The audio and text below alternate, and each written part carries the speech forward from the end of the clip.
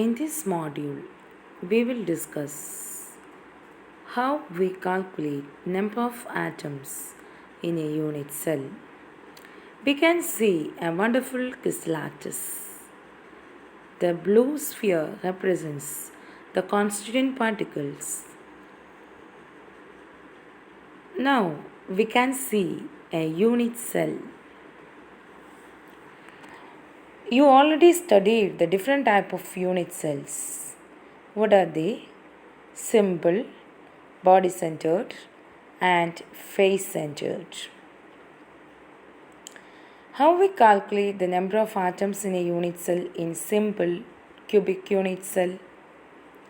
We have 8 corners and the particles occupy at all the 8 corners.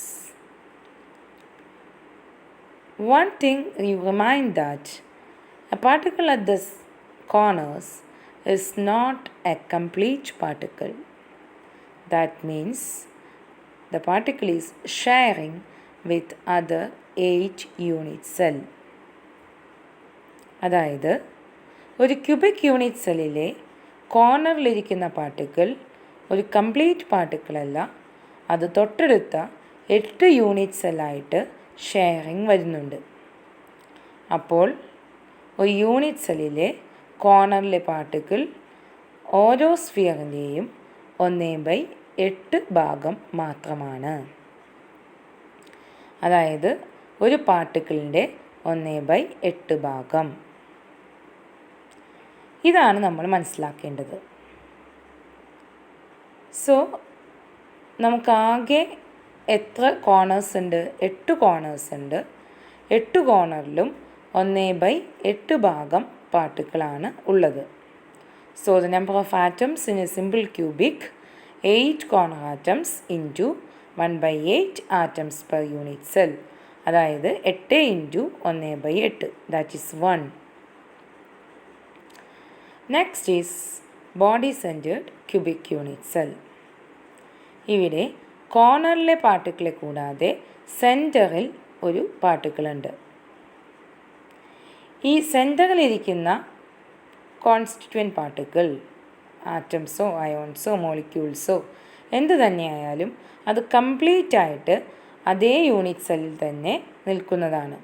അതായത് ആ സെൻറ്ററിലിരിക്കുന്ന പാർട്ടിക്കിളിനെ പുറമേയുള്ള unit സെല്ലുകളായിട്ട് sharing വരുന്നില്ല.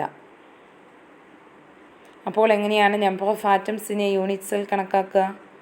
നമുക്കറിയാം BCC ആയാലും അതായത് ബോഡി സെൻറ്റേർഡ് ആയാലും 8 കോർണറിലും 1/8 ഭാഗം ഷെയറിങ് സിമ്പിൾ ക്യൂബിക്കിലെ പോലെ തന്നെയുണ്ട്. അപ്പോൾ number of atoms in A BCC calculate ചെയ്യുമ്പോൾ 8 into 1/8 that is 1 already calculate ചെയ്യണം. പിന്നെ കൂടാതെ ഈ സെൻറ്ററിലെ കംപ്ലീറ്റ് ആയിട്ടിരിക്കുന്ന അതായത് ഷെയറിങ് ഒന്നുമില്ലാതെ ഇരിക്കുന്ന ആ പാർട്ടിക്കിളിനെ ഒരെണ്ണം കൂടിയുമായി പരിഗണിക്കണം. അപ്പോൾ number of atoms present at corners 8 corner atoms into 1/8 that is 1. Then 1 complete particle, ഒരു കംപ്ലീറ്റ് പാർട്ടിക്കിളിനെ ഈ 1ൻ്റെ കൂടെ കൂട്ടണം. So 1 + 1 that is 2. അതായത് number of atoms present at the centre of the cube 1.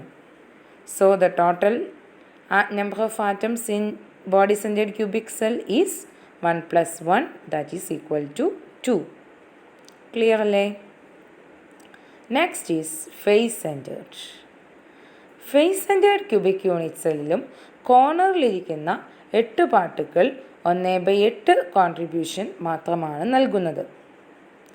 പിന്നെ ഇവിടെ എത്ര ഫേസസ് ഉണ്ട്? 6 ഫേസസ് ഉണ്ട്. ഓരോ ഫേസിലും ഓരോ പാർട്ടിക്കിൾ വീതം ഉണ്ട്. അപ്പോൾ ഇവിടുത്തെ number of atoms in unit cell നമുക്ക് കണക്കാക്കാവുന്നതല്ലേ? എങ്ങനെ കണക്കാക്കാം? ഇവിടെ കോർണറിലിരിക്കുന്ന പാർട്ടിക്കിൾ 1/8 ഭാഗം മറ്റ് യൂണിറ്റ് സെല്ലുകളുമായി ഷെയർ ചെയ്യുന്നു. പിന്നെ ആ 6 ഫേസും മനസ്സിലാവാൻ വേണ്ടിയാണ് ഇതിൻ്റെ ഒരു 3 ഡയമെൻഷണൽ പിക്ചർ നൽകിയിട്ടുള്ളത്.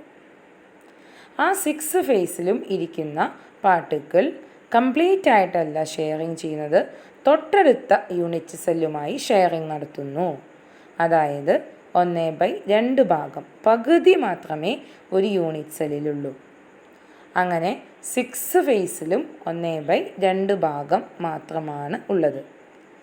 ഈ പിക്ചറിലൂടെ, ഈ വീഡിയോയിലൂടെ നിങ്ങൾക്കത് വ്യക്തമായി കാണാൻ സാധിക്കും. ഒരു യൂണിറ്റ് സെല്ലിൻ്റെ പകുതി മാത്രമാണ് അവിടെ കാണാൻ സാധിക്കുന്നത്. സോ എങ്ങനെ കാൽക്കുലേറ്റ് ചെയ്യാം? ആദ്യം നമ്പർ ഓഫ് ആറ്റംസ് നമ്മൾ നേരത്തെ പറഞ്ഞ പോലെ തന്നെ 8 × 1/8 ദാറ്റ് ഈസ് ഈക്വൽ ടു 1. പിന്നെ എത്ര ഫേസസ് ഉണ്ട്? 6 ഫേസസ് അല്ലേ? Number of atoms present at face, ആകെ 6 ഫേസ്. ഓരോ ഫേസിലും കോൺട്രിബ്യൂഷൻ വരുന്നത് 1/2 ഭാഗം.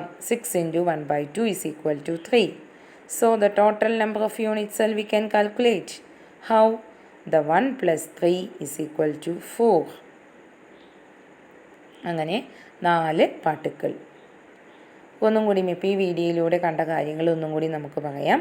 ഓരോ ക്രിസ്റ്റൽ ലാറ്റിസും ഉണ്ടാക്കിയിരിക്കുന്നത് യൂണിറ്റ് സെല്ലുകൾ കൊണ്ടാണ്.